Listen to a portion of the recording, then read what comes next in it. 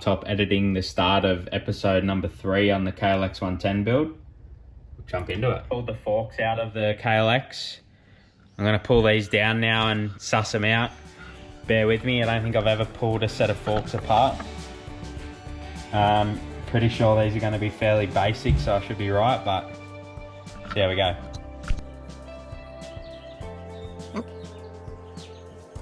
Oh yeah, as you can see, I was looking at XR600s. Oh, look at this. We've got a video and everything. We'll cheat and we'll watch this. The power of YouTube. Internet's heaps good. Yeehaw! Basically, you have a 6mm Allen bolt in the bottom. And then you have your cap and spring and washer everything on top. What you're going to do is take the bottom bolt out first. You're going to use 6mm, and put it in there and take the bolt out. It's going to loosen. And you might have to do is kind of put pressure on the fork. Push down on top of it so it compresses. That's going to keep the air assembly from spinning, and then it'll come right out. So yeah, there's going to be some open on the bottom. It's going to make a mess. Right, we're going to try this. There we go.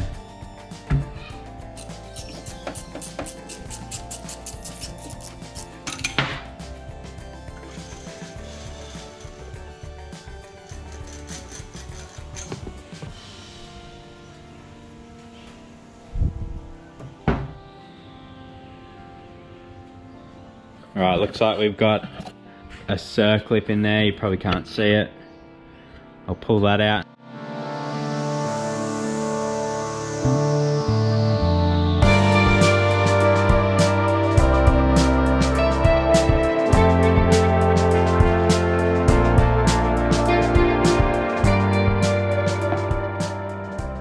So now, I'll see if I can show you guys how I got the fork seal out.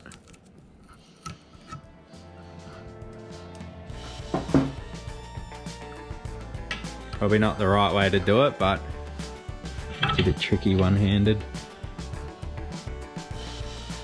Right up, I have to put the camera down.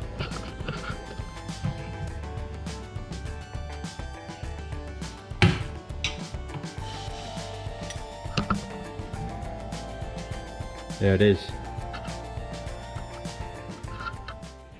So here we have the rims off the KLX. They're in fairly good shape, but I will be cerakoting them just to make sure that they're really clean and nice. They've got a few stone chips and scratches, nothing too dramatic. I have noticed that the rear has a couple of small flat spots as well. So I'm going to try knock the flat spots out, and then I'm going to hit the rims on my linisher. Start with a fairly coarse belt to take all the nicks and stuff out, and then we'll go down to a finer 3M Scotch belt. Get them nice and smooth before I sandblast them for Cerakote.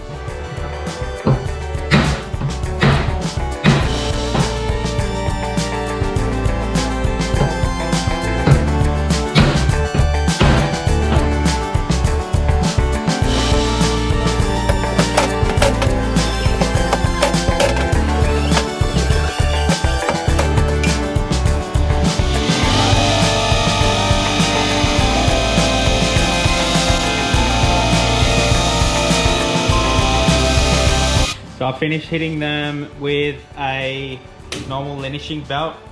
It's a 60 grit belt, but it's fairly old, so I wouldn't say it's actually cutting at 60, but I don't know if you can see or not, but it's taken the majority of the large nicks out. There's still a few small ones, but I don't think they'll be enough to worry us. So now I'll take this belt off. I'm gonna throw the maroon Scotch belt on. And this will just go a little bit finer and smoother than the linishing belt did, and then I'll probably finish it with the blue Scotch belt, which is finer again.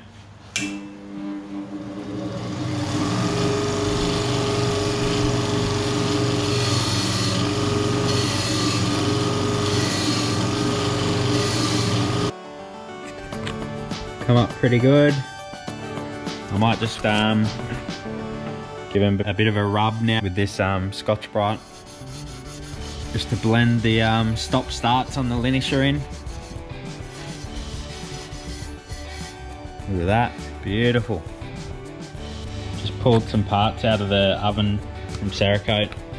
I decided to polish the sprocket carrier, and then I've gone with burnt bronze for the hub, and the brake plate will go like that. That's the front setup there, same thing. And then I've got the rims pre-baking in the oven now. I'll be doing those gloss black.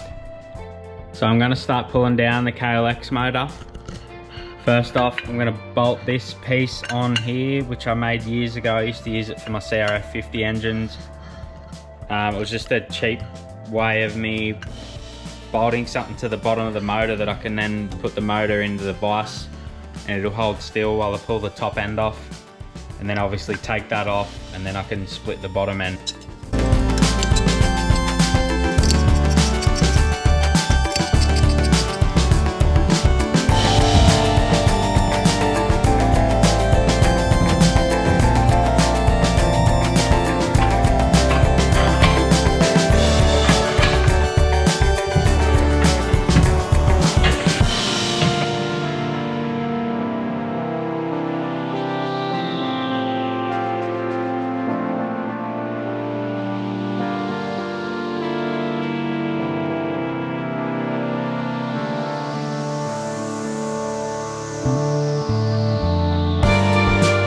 Righto, so I got the top end off. To me, it looks pretty good, really. No crazy damage. The cylinder's pretty good. There's a bit of, you can see there where the piston skirt's been running. Not sure how bad that is, whether it could get away with a bit of a hone or whether it needs to be re-sleeved or something like that, but piston looks really good too, actually. Obviously the rings were fried because you saw how much smoke it was blowing in that first video, so yeah, I'll have to suss it out.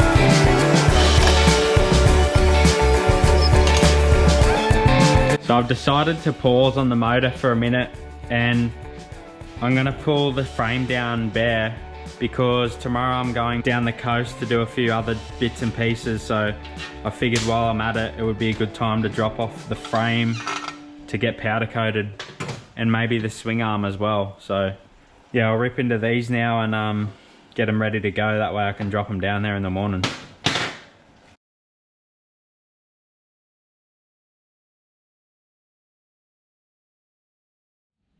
It's as easy as that.